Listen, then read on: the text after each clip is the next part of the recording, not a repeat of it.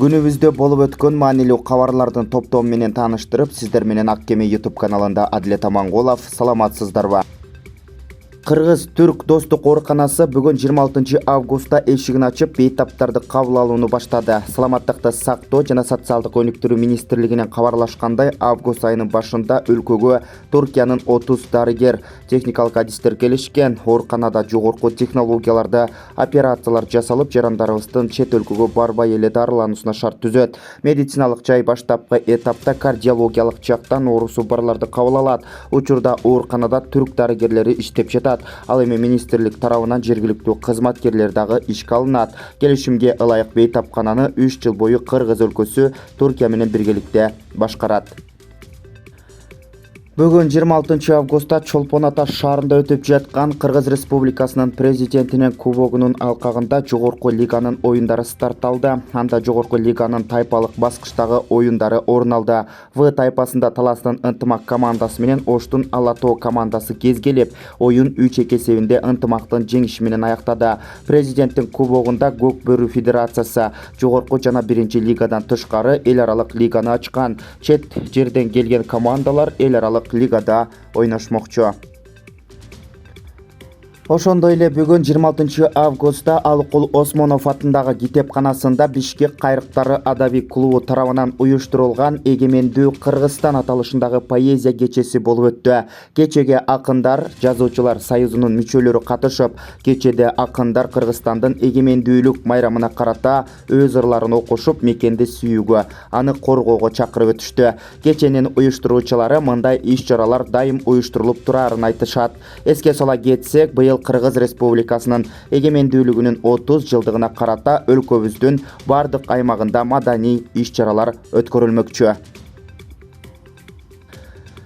Эгемендүүлүк күнүнө карата даярдык көрүү боюнча Борбордук жана Турдакун Усубалиев атындагы аянттын айрым көчөлөрү бүгүн 26 августта саат 17:00 тартып 22:00 чейин убактылуу жабылат. Бул тууралуу милициянын кайгуу кызматынан кабарлашты. Маалыматка ылайык, Кыргыз Республикасынын көз карандысыздыгынын 30 жылдыгына даярдык көрүү боюнча өткөрүлгөн иш-чараларды өткөрүү учурунда Борбордук аянтка чектеш көчөлөр Чүй көчөсүнүн Орозбеков көчөсү менен кесилишкен жеринен тартып Эркиндик бульварына чейин аралык. Ал эми Турдакун Усубалиев атындагы аянт Абдумомунов көчөсү Орозбеков көчөсү менен кесилишкен жеринен тартып Эркиндик бульварына чейин аралыгы бүгүн кечки саат 17:00 тартып 20:00 чейин убактылуу жабылаарын эскертишет. Баткен районунун акими Учкунбек Журубаев Өзбекстандын Сох районунун акими Саид Мусаев жетектеген делегация менен жолугушту. Бул тууралуу Баткен райондук мамлекеттик администрациясынын басма сөз кызматкери Гулкайыр Элгашева билдирди. Жолугушууда эки тараптын чарбалык чек аралаш аймактарда мыйзамсыз курулуштар, жол чек ара өткөрүү бекеттеринен өтүү эрежелери, жайыт эки тараптуу кызматташуу маселелери каралды.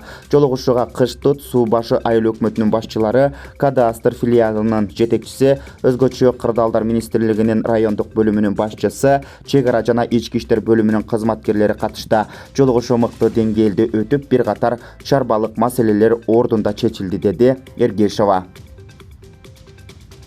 Бишкекти Айбек Жунушалиев жетектейт. Бүгүн шаар жетекчисин шайлоо маселеси Бишкек шаардык кеңеши тарабынан каралып, депутаттардын 43-ü Жунушалиевдин мэр болуп калышына макулдугун беришти.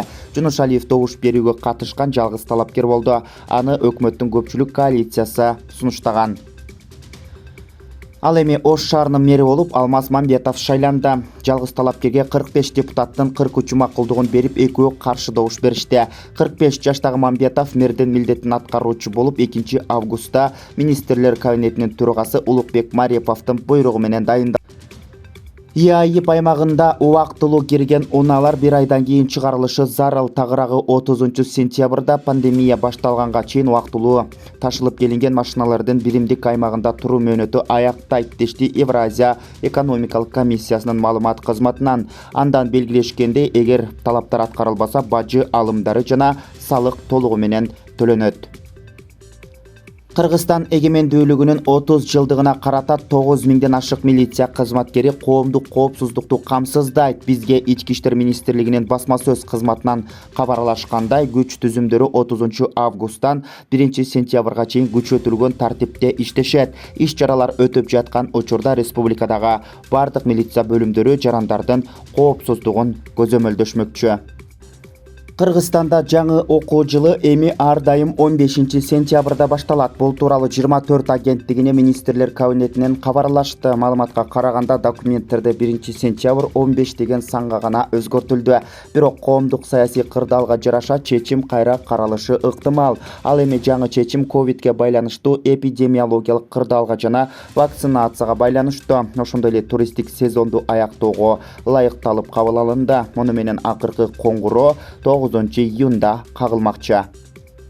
Россиянын коргоо министрлигинин 3 учагы Кабулдун эвакуацияланган жарандар менен Тажикстан жана Кыргызстанда кондо. 2 борт Кант аэродромуна, 3-сү Тажикстандын Гиссар аэродромуна кондурулду. Буга чейин айтылгандай, Кабулдан 4 аба кемеси учуп чыккан. Аларда россиялыктар гана эмес, Белоруссия, Кыргызстан, Тажикстан, Өзбекстан жана Украина жарандары дагы бар. Эвакуация коргоо министрлиги тарабынан Владимир Путиндин буйругу менен жүргүзүлүп жатат.